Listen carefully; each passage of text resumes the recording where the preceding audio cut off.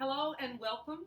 I'm Renee Michelle Jones, cultural artist here in Dallas, Texas, and founder of Roots for Youth Cultural Learning System, where we assemble the minds, accept the challenge, and make the change. Today, our topic of discussion is fostering creativity in early childhood and why that even matters. I'd like to start off by defining creativity.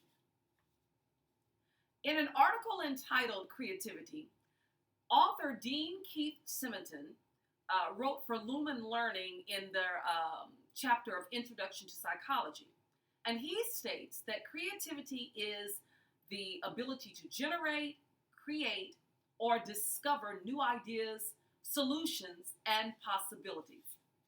I actually like the way Mr. Simonton described that because when I think of creativity, I think of exploration, of satisfying curiosity or discovery, as he said. Most people think of the arts. They think of visual arts, music, drama, theater, that is, dance. And it's not to say that that isn't creativity, but creativity is so much more. The cognitive process involved in creativity is what we call divergent thinking. So it's open-ended, meaning there are several possible solutions as opposed to convergent thinking where there's only one solution. During my studies, reading the required assignment of Contemporary Perspectives on Research and Creativity in Early Childhood Education by Bagetto et al., Bagetto and colleagues bring up four levels of creativity. And these levels of creativity are mini C, or interpretive. There's everyday creativity, or what's called little c. Then there's expert creativity, pro C, and legendary creativity, which is big C. Now, in the educational classroom, the teacher can use all four of these levels. When we think about interpretive creativity, an example I think of is a teacher giving a child blocks and allowing them to do as they wish with them, whether that be rolling them on the ground or whether that be clapping them on the ground to create music. When I think of little c, I think of a teacher providing a wad of clay to a child. And perhaps they might show them how to coil it and how to roll it into a ball or how to even imprint it with a toothpick. But after showing them those techniques and demonstrations, they actually allow that child to do as they wish with the clay, creating what they desire. Then there's what we call expert. Expert would be taking a child to the Dallas Museum of Arts to see, say, an Islamic art exhibit. And then finally, there's legendary or big C creativity.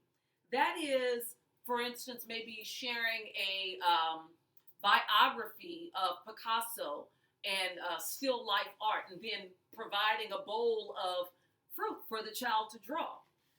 All of these elements allow a child to develop their sensory awareness, social skills, language development, self-awareness, and overall creative thinking and learning. With that being said, today I'd like to bring forth two guests. Let's bring them on. First we have Kadir.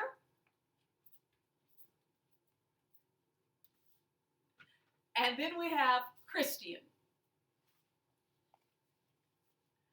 And just so you know, these two are my sons.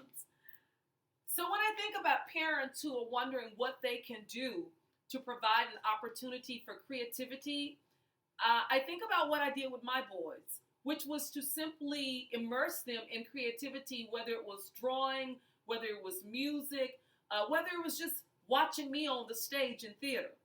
So I'd like to ask them both some questions that I have here.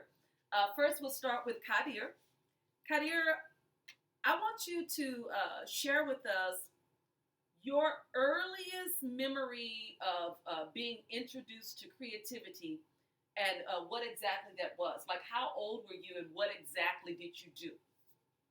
Okay, so my probably earliest moment of creativity was when I was in like kindergarten or around first grade, and it was a Kwanzaa festival. We had Kwanzaa is the holiday, the African holiday. We had a Kwanzaa festival, and the children were supposed to draw a picture related to Kwanzaa, and they were gonna put it onto the pillowcases for like art. That's probably the only memory that I remember personally. But I've in the past people have told me that when I was little, um, one time I went into some paint, my mom's paint or whatnot. He went into the paint and painted his whole body green and gold. Uh, I couldn't be upset with him because he was, of course, creating.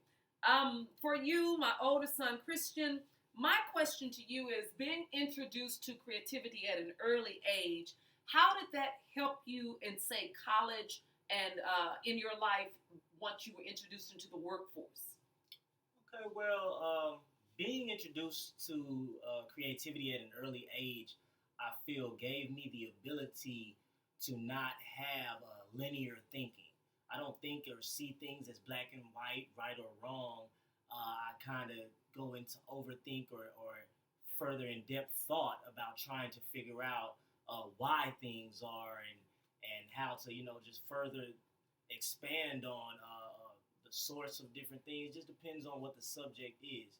So it gave me the skill to think outside of the box differently. And as we've stated, that's what creativity is finding solutions and possibilities. Um, well, that brings us to the close of today's podcast. I'd like to thank my guests, my two boys, Kadir and Christian. And I'd like to leave you with this. Parents, it's easy to provide or foster creativity in the child. Simply provide the opportunity. And then once you provide the opportunity, be sure to embrace communication with the child and just let them discuss or share with you the works that they've created. Remember, there's no right or any wrong. Don't judge, just allow it to be. Everyone is creative, and it's never too early to start. I'm Renee Michelle Jones, and this has been a moment of creativity.